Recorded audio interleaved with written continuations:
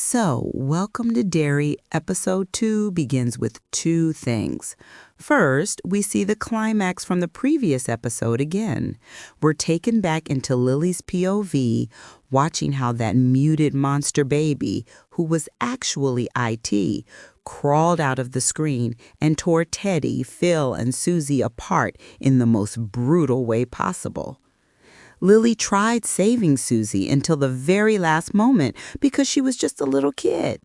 She even grabbed Susie's hand, but the monster caught her by that same hand, ripped her body apart, and ended her right there.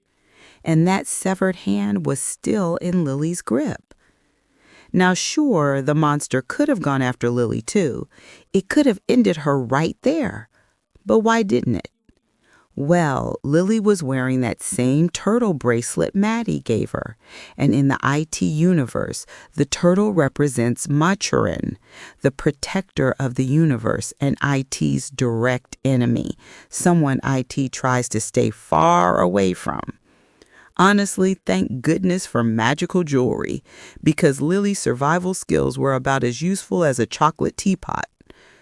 Anyway, after that, the second thing we see is a sketch sequence with a beautiful song playing.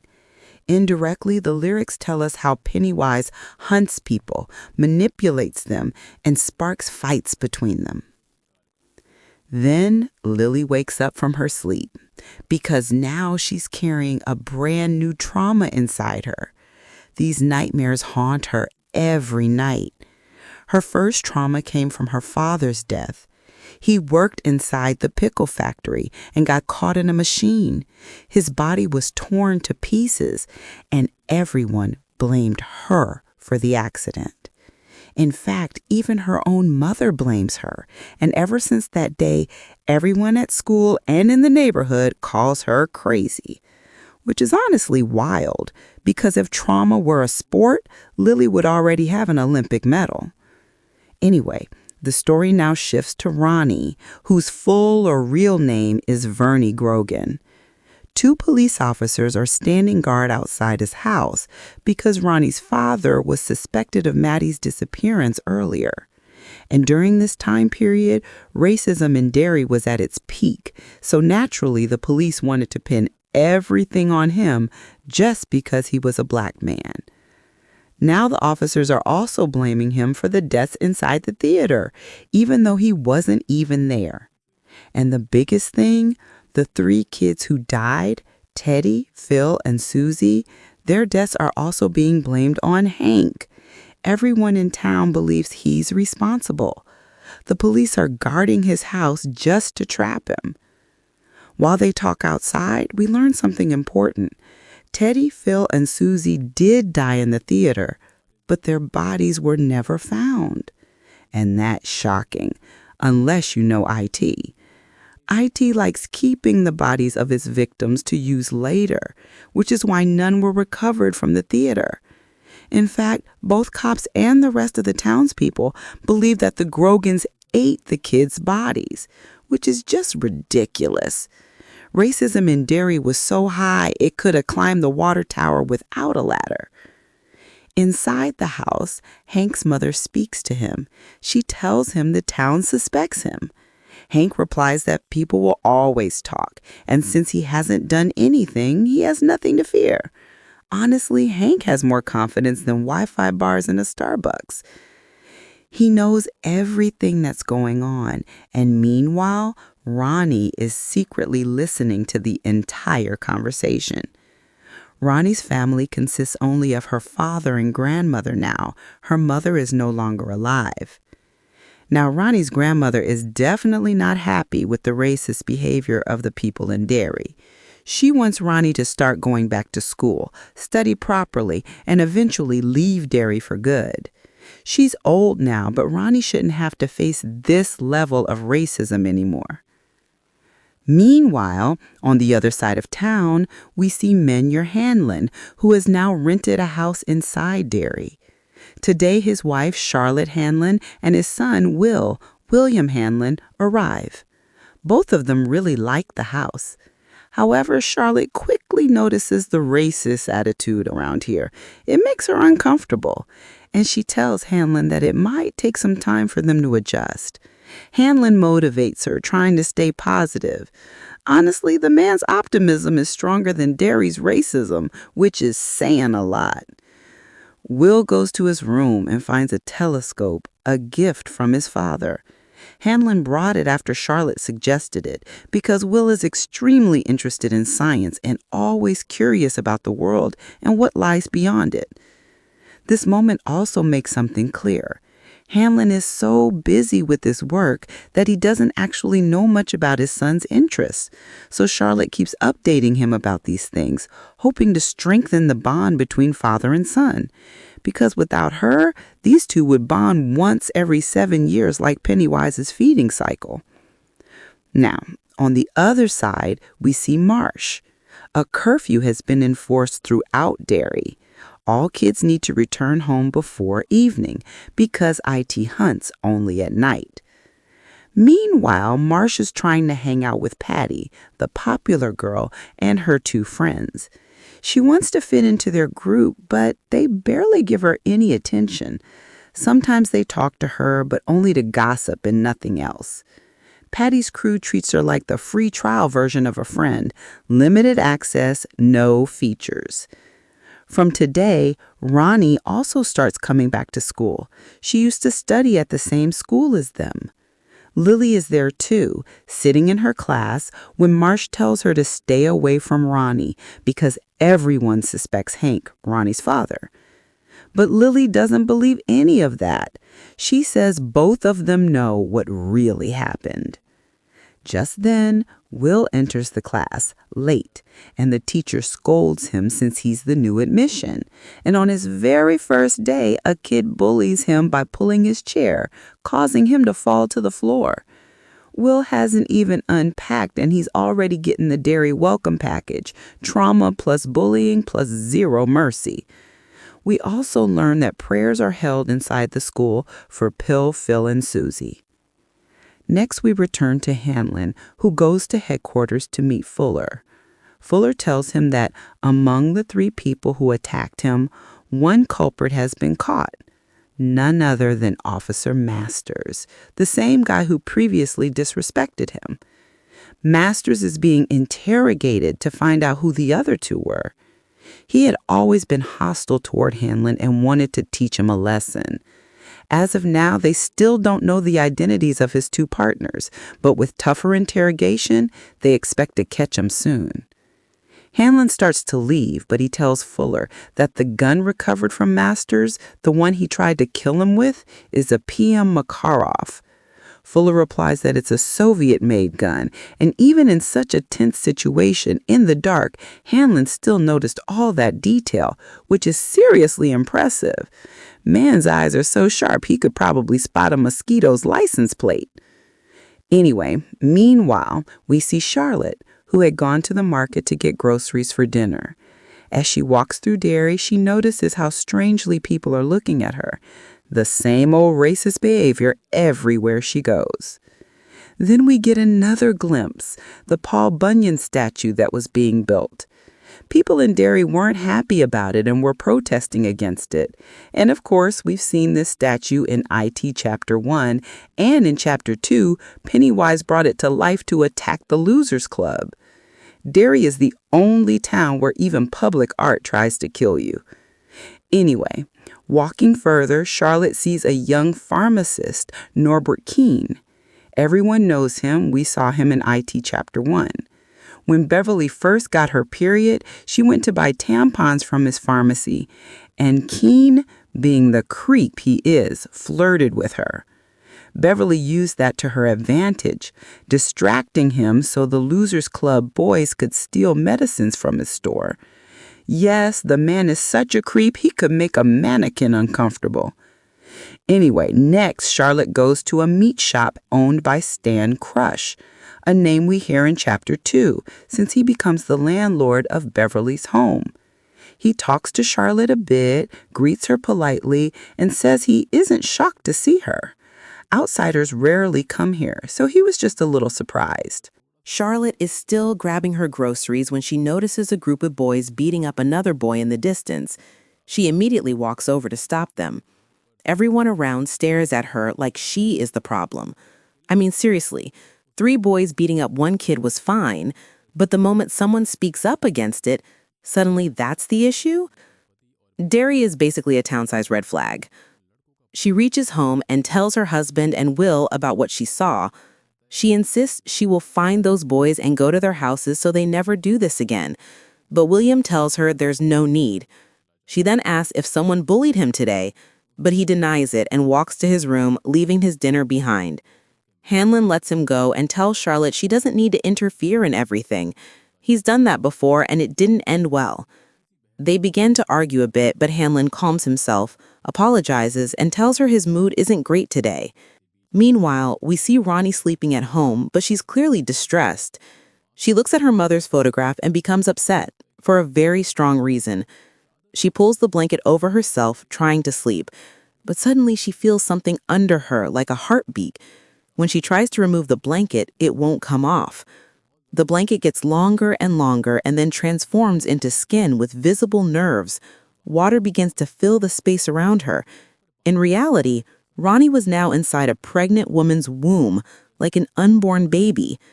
Of course, we know Pennywise was doing this, but why? Because of Ronnie's trauma. Just like it feeds on the trauma of its victims, weakening them and feeding on their fear, it was doing the same to Ronnie. Her mother had died while giving birth to her, and Ronnie carries the trauma and guilt of that. She believes it was her fault. And considering how her grandmother might have told her things like that growing up, that guilt carved itself deep inside her. Pennywise really said, "Let me turn your trauma into a 4D horror experience." Now, Ronnie thought it was just a bedsheet, so she started pulling on it with all her strength. But the moment it tore, she realized it wasn't a sheet at all. She was actually ripping open a stomach and crawling out of it, still attached to an umbilical cord. She panicked hard, staring at the bed, which now looked like it had grown a whole stomach of its own. And that cord, it was connected straight to her. And then her mother's face appeared on the bed. Her mom said Ronnie had torn out of her stomach and killed her. Suddenly her voice changed. It became demonic and finally shifted into Pennywise's voice. Pennywise said Ronnie's mother was dead, and now her father would die too. People would come for him and kill him brutally. And we all know how Pennywise talks. He can terrify a person using just words. Now he started pulling that umbilical cord toward him, dragging Ronnie back into the stomach. But the stomach wasn't a stomach anymore. It was Pennywise's mouth, full of huge, jagged teeth, the same mouth he used to devour Georgie in It Chapter 1. Ronnie tried to free herself. She caught a glimpse inside the stomach and saw Pennywise's yellow eyes staring back at her. She was terrified beyond belief, so she bit through the umbilical cord herself, separating from the stomach just to save her life. Honestly, biting your own umbilical cord, girl went full National Geographic documentary mode. Then her mother's ghost, or Pennywise pretending to be her, lunged at her. But by then her dad had heard her screams and burst into the room. Her grandmother was there too. And suddenly everything was normal again. Nothing she had seen was actually present in the room. That's Pennywise's thing. He doesn't involve adults. He only freaks out kids, but his presence can still trigger a lot of anger in adults, making them act strange and aggressive. Ronnie hugged her father tightly and cried while he tried to calm her down. Meanwhile, on the other side of town, we see Dick Halloran sitting in a bar with 2 of his friends. He was enjoying himself and bragging about being on a super secret spy mission, but his friends didn't believe a word of it and started laughing. To be fair, Dick lying about being a spy is peak bro who watched one James Bond movie and thought it was a documentary. Just then, Police Chief Clint Bowers walked in and started drinking. The statesman asked him why he hadn't arrested Hank yet, in the theater case. There was a lot of pressure on him. Clint calmly said he couldn't do that. They had no evidence at all. Because of that, they couldn't arrest him. But the statesman threatened Clint, saying he should arrest Hank soon, otherwise someone else would replace him. And honestly, Hank's arrest was just a racist demand. There was nothing substantial behind it. No evidence, nothing real. Clint got irritated and told the bartender to kick Dick and his buddies out. So Dick Halloran stood up and left with his friends. Somewhere inside, Clint felt these guys might spill something he didn't want spoken aloud, so he wanted them out. Imagine being so stressed that even Dick Halloran, a man whose biggest secret mission is probably remembering his own phone number, feels dangerous to you. Since Clint Bowers has come up again, let's clear this up properly. He's actually the grandfather of Henry Bowers. Yes, the same Henry who bullied the losers in IT Chapter 1. Under Pennywise's control, Henry killed his own father and was then locked up in Juniper Hill Mental Asylum for the next 27 years. And once Pennywise returned, he manipulated Henry again and sent him straight toward the losers like some discount attack dog. Meanwhile, Dick Halloran arrives at the base with his two friends, only to find the entrance gate closed. Dick tells the guard he has special privileges and nobody has the authority to stop him. But of course, the guard doesn't believe him because this man is racist and confident, which is the deadliest combo of stupidity. So he calls headquarters to verify, and the answer he gets is crystal clear. Dick Halloran can go anywhere he wants, no restrictions whatsoever. The guard's face immediately deflates. He went from, "I'm the boss here," to, "Sir, can I carry your bags?" in record speed. The next day, Fuller is deep in the woods with his crew, digging up random patches of ground and searching for something. Native Americans nearby watch all this from a distance, clearly displeased. And honestly, I think these might be the same people who once stopped Pennywise, the ritual of Chud, remember? Fuller later talks to Dick Halloran, annoyed that he still hasn't found what they're looking for. But Dick says he has special abilities, meaning he has the shine, and he believes they're very close. Suddenly, he starts vomiting. If that conversation sounded confusing, let me simplify it. Fuller is trying to find something hidden in the forest, something normal humans can't track. So he's using Dick's shine like a supernatural GPS. In the last episode, it was shown that Dick can sense it. And yes, he's the same Dick Halloran from The Shining, the head chef at the Overlook Hotel. How he jumped from the Shining universe into IT, we'll learn in future episodes. But one thing is already clear. IT isn't the only threat out there. Some humans, especially Fuller, are after IT's powers and plan to use them however they want. Because there's always that one dude who sees an ancient cosmic demon and thinks, wow, investment opportunity. Right after Halloran vomits, the scene abruptly cuts to the school cafeteria where lunch is being served. And honestly, it looks like something NASA would reject for astronauts. Inside the school, we see Lily, who now stays alone. She eats by herself. She keeps trying way too hard to hang out with Marty and her friends, to the point where she even makes fun of Ronnie and Lily just to fit in. This is peak pick-me-girl energy, selling out your own friends for attention nobody is giving you. It's obvious that Patty does not like Marsh at all. She constantly mocks her.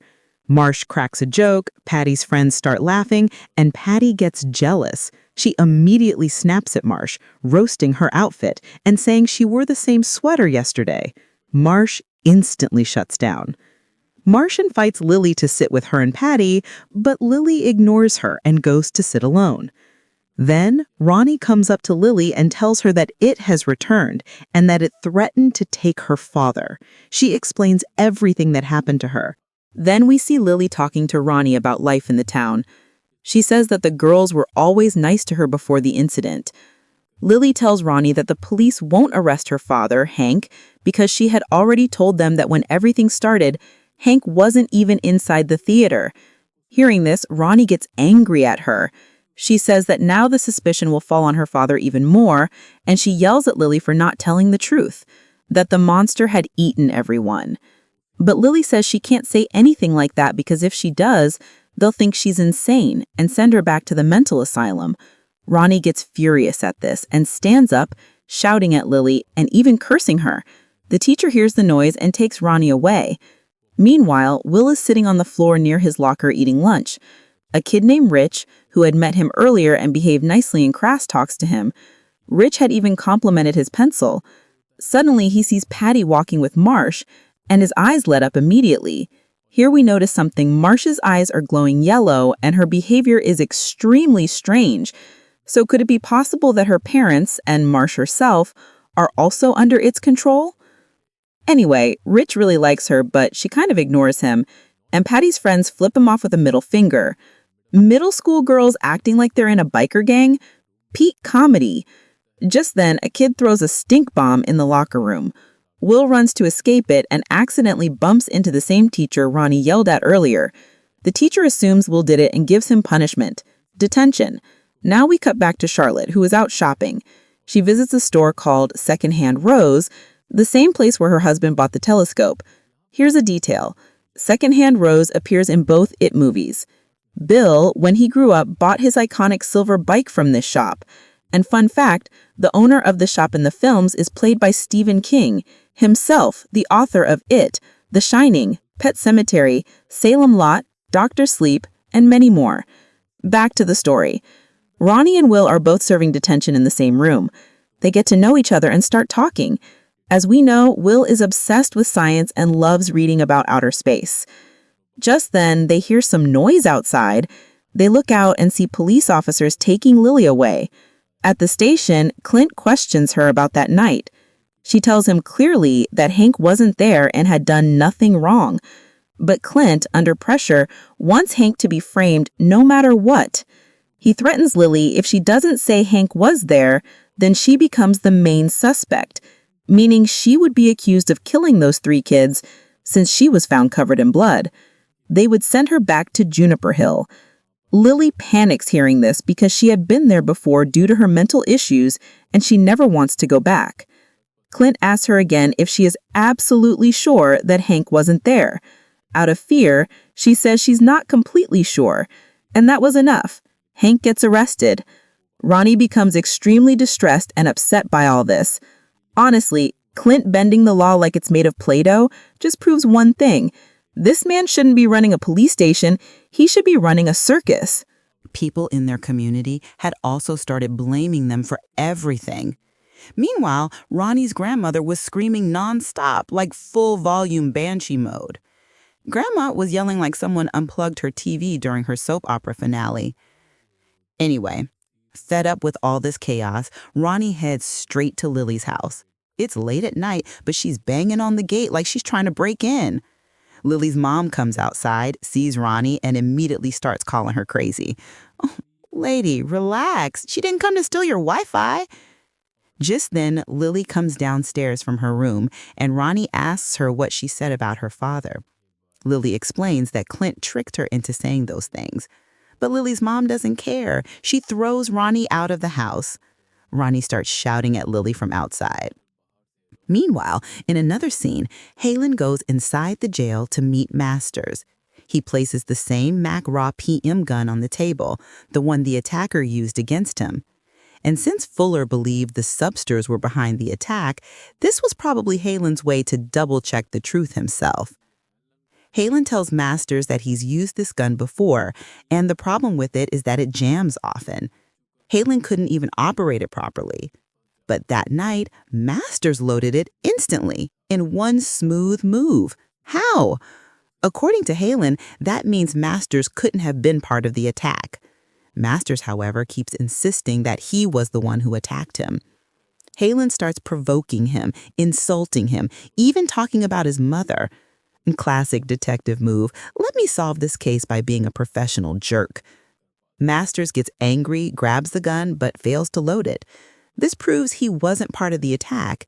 If he were, he would have loaded that gun in a second and shot Halen right there. Halen then goes to Fuller and tells him that Masters wasn't involved. Someone else carried out the attack. Fuller stops, thinks for a moment, and starts talking. He says he's seen many men in his career, but Halen is different. Fuller claims he's been searching for a brave man like him for a long time. Then Fuller reveals something shocking. The people who attacked Halen that night were his people. It was all part of a test. And yes, just like I told you in the last episode, this was exactly what it looked like. Fuller promises he'll explain why they staged the attack. Meanwhile, we see Lily walking through the market. Behind her, we notice a red truck, the same truck shown at the beginning of episode 1 and even later in the episode. And now it's here again. In fact, this truck is going to appear quite a lot in the coming episodes. If this truck gets any more screen time, it's going to need its own IMDb page. Anyway, Lily goes to the mart to do some shopping, and that's when she starts hearing voices saying she's crazy and that it is following her. It was messing with her mind again. People around her start staring at her weirdly, watching her closely, almost like they're waiting for her to explode. Everyone's suddenly acting like Lily is the buy one, get one free deal in the drama aisle. Even the store speakers start announcing her name. She walks into another section and finds herself standing in front of the cornflake shelf, and the boxes have pictures of the missing kids, Maddie, Philip, Teddy, and Susie. And the weirdest part? The cereal brand is called Pennywise cornflakes. Yeah, because nothing says balanced breakfast like being eaten by a clown demon. Terrified, Lily runs away and reaches the pickle section where she gets stuck. In the pickle jars, she sees pieces of her father because remember, her father was chopped up in the pickle factory. Now those pieces start moving, calling her name, asking her for a kiss. Girl, run. If your dad's severed head is asking for a smooch, that's not a family reunion. That's therapy for life. The pieces start talking to her, and Lily panics, accidentally breaking a jar. Suddenly, every jar in the aisle begins shattering on its own. Her father's body parts merge together into a monstrous creature. She is horrified as his hands morph into tentacles that wrap around her. Even worse, one tentacle tries to go into her mouth. And yes, this detail connects to how Pennywise often appears in different forms with tentacles. Even in the cartoon sketch shown earlier, the one where he was luring kids with lollipops, tentacles were present. Lily screams loudly, but that's when the mart manager shows up and tells her to quiet down. By then, everything looks normal again. Only one jar was broken, the one Lily broke herself. Seeing this, Lily's mom completely loses hope and sends her to Juniper Hill, the mental asylum.